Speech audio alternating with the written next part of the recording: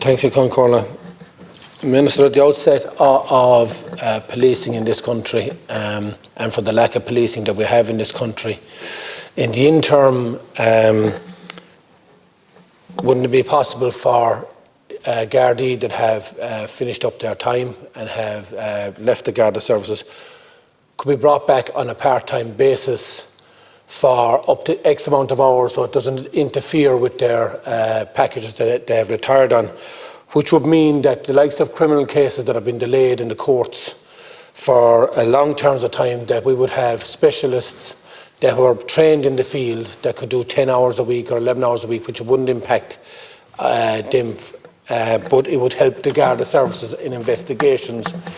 to make sure that criminals do not remain on the street for longer, and that we can actually make sure that there's accountability. We will be using the experience of Gardaí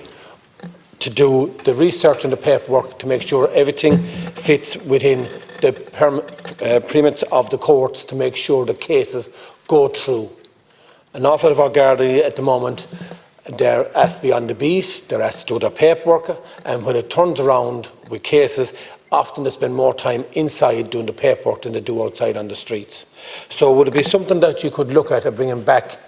Gardaí on a part-time basis with the experience that they have on the criminal courts to help with the caseloads that are there? And it would help the Gardaí resources at the moment until we actually get a proper Garda service back up and running. And again, we would actually encourage the experience that is there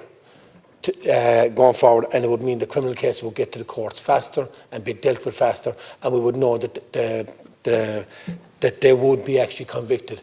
knowing that the right people would actually be doing the investigations. Thank you.